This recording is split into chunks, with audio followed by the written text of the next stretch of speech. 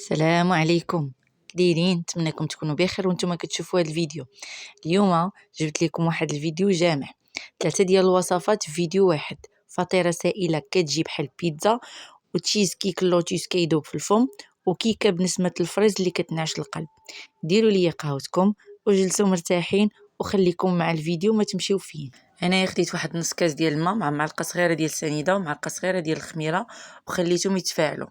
خديت واحد البيضه، 4 كاس ديال الزيت، كاس ديال الحليب دافي، خماره وقبيصه الملحه وشويه ديال البزار والاعشاب المنسمه. صافي كتخلطي مزيان، كطربي كلشي مع بعضو. صافي دابا غادي نضيف هذيك الخميره اللي خليتها تتفاعل مع نص كاس ديال الماء. عندي واحد كاس ديال الطحين والكاس الثاني ديال الطحين، يعني اللي درت 2 كيسان ديال الطحين. صافي كتخلطي مزيان، ما كتخليش داك التكتلات ديال الطحين. صافي كيكون بحال هذا الخليط هذا، شتي ما هو سائل ما هو هذا. اي مول عندك، سواء 23 سنتيم ولا 24 سنتيم، شديتو دهنتو بالزيت ودرت فيه الفينو، خليته كبيت فيه هذاك الخليط وخليه يخمر. خليته تما في هذاك المول، خليته يخمر بيد ما نوجد الحشوه اللي غادي ندير من الفوق. انا كنبسط القناتي باش ما تجينيش خاويه. بالنسبه للحشوه اللي عندي البصله اللي قطعتها هكا شرائح طويله، حتى شي حاجه ما شحرتها، كلشي خضر، كلشي غادي يطيب في الفران. هكا الفلافل الالوان ديجا كانت عندي في الفريغو، الطون كذلك. صافي كله كتشديه تحاولي انك توزعي كلشي على ديك الفطيره باش ما كتجيش خاويه. خديت كذلك الفرماج حمر ولا الموزاريلا، حاولت انني حتى هي نديرها نوزعها على ديك الفطيره كامله ما تجيش خاويه. عرفتي كتجي هائله. مره اخرى غنديرها معكم بالدجاج حتى هي كتجي واعره. ونطيبوا الحشوه اليوم بالحشوه كلها خضراء. عرفتي ديروها بنفس الطريقه اللي انا باش درتها، كتجي رائعه، كتجي فنه. صافي من بعد هنايا ما وزعت كلشي فوق من الفطيره. هادشي اللي استعملت، درت شويه ديال البزار، شويه ديال الاعشاب المنسمه، سخنت الفران وحطيتها في الفران. اليوم غادي ندير معكم واحد الكيكه اللي كتجي هشه فشه وزوينه ونكهه واعره. 2 البيضات، فانيا، قبيصه الملح، كاس ديال سنيده، دانون ديال البنان، اي نكهه بغيتو، 4 كاس ديال الماء وكاس معمر ديال الزيت. كطربي كلشي بالطراب اليدوي حتى سنيده تذوب، يعني مادام دايرين هذاك الماء سخون غادي تذوب لينا ديك سنيده. صافي كاس الاول ديال الطحين، كاس الثاني ديال الطحين فورص، وكتشوفي على حساب الطحين اللي عندك وعلى حساب كذلك البيض واش كبير ولا صغير. 2 خمارات كتخلطي مزيان وكتشوفي واش الخليط هو هذاك ولا لا. انتم الخليط عندي هو هذاك، يعني قداتني 2 كيسان ديال الدقيق. المول درت فيه الزبده ودرت فيه الشوفان وخويت الخليط الاول. الخليط الثاني درت فيه النكهه ديال الفرامبواز. انا كنت باغا يجيني هذيك يعني هاد النص ديال الخليط بغيتو يجيني احمر، الساعه ما جاش حمر، جا وردي. المهم جات واحد النكهه والله حتى واعره وجات رائعه. وجات انا قلت هاد هاد الشكل وهاد اللوين هو اللي غادي يخرج ليا في الاخر ملي غادي طيب. ساعه ما خرجتش ليا بحال هكا، خرجت لي مائل للبيوضه واحد شويه.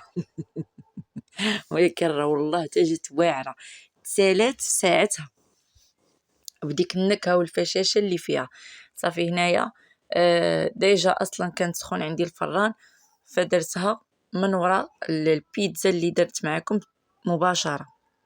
ايوا هنايا لاله غادي نصايب واحد تشيز كيك باللوتيس، كتجي واعره رائعه. عندي 250 غرام ديال البسكوي ديال اللوتيس، ما استعملتوش كامل، مع 2 معالق كبار ديال الزبده.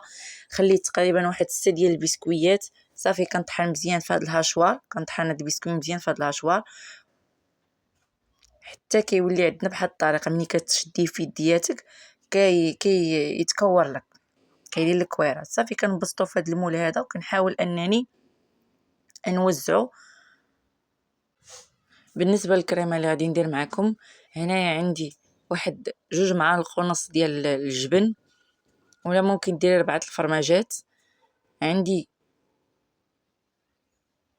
هنا عندي كاس ديال الشونتيي ولا الكيس ديال الشونتيي، الكريمه ديال الشونتيي، كاس ديال الحليب اللي يكون بارد، مع معلقه كبيره ديال زبده لوتيس. صافي كنطحن كلشي في هاد الهشوار هادي، ما خدمت لا باتور لا حتى شي حاجه، طلعت ليا الكريمه ما نقولش لكم واعره وقابضه في راسها. صافي طحنت كلشي هنايا، بقيت كنطحن فيه حتى تماسك لينا الخليط، ما غسلت لا هشوار لا والو، خليت بداكشي اللي طحنت به قبيله معكم البسكويت. شتا كيفاش جات قابضه في نفسها. هنا كنحاول نوزع الكريمه على المول اللي عندي. صافي غير بالمعلقه خليتها بحال هكاك، دخلتها للثلاجه، صيبتها انا في الصباح بكري في الصباح، وخليتها حتى العشيه عاد قاديتها. صافي هنايا من بعد ما جمد لينا، شديت هذاك الزبده ديال اللوتيس، سخنتها تذابت بحال هكا، ودرتها من الفوق ديال التشيز كيك، من فوق الكريمه.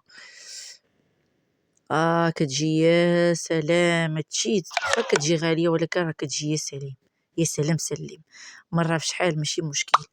المهم انني ناكلها ونستمتع بالوقت ديالها. وإلا مشيتي خديتيها في المخبازات ولا بطبيعه الحال غتاخديها بثمن غالي، وغتاخدي غير واحد الطرف اللي هو صغير، يعني غير اللي كنتيا زينتها بالبسكويت ديال لوتيس، ودرت هذوك جوج البسكويات من الفوق، زعما راه فهمتي، راه دايرين هذا، دايرين البسكويت ديال لوتيس. حنا بقينا ساهلين يا اختي. ودغيا كتسالى في نارها. اما هذيك الكريمه كتجي واعره، وما كتجيش حلوه بزاف صراحه، كتجي زوينه بزاف. ايوا هانتوما يا لاله تبارك الله ما شاء الله، جات غزاله. هاد الفطيره منقذه في الايام اللي ما عندكش الوقت. كتخلطي كلشي، كتصيبيه وتدخليه الفران، طعم بحال البيتزا ولكن بلا عجن بلا صداع الراس. الا جاكم شي ضيف فجاه ديروها وقولوا لي راه عجناها البارح.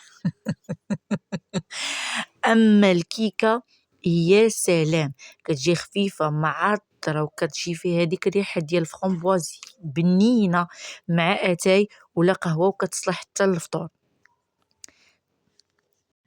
اما تشيز كيك اللوتيس بلا طياب بلا عذاب، وبلا ما نكذب عليكم الخطير فيها انها كتسالى بسرعه.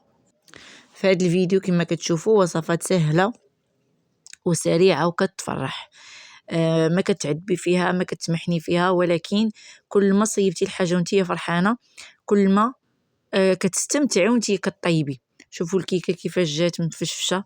شتيها من كتجي الكيكه فيها هذوك بانها طيبه مزيان ومفشفشه وجات رائعه. اما الفطيره يا سلام، عرفتي الفطيره كتجي معلكه، كتجي زوينه.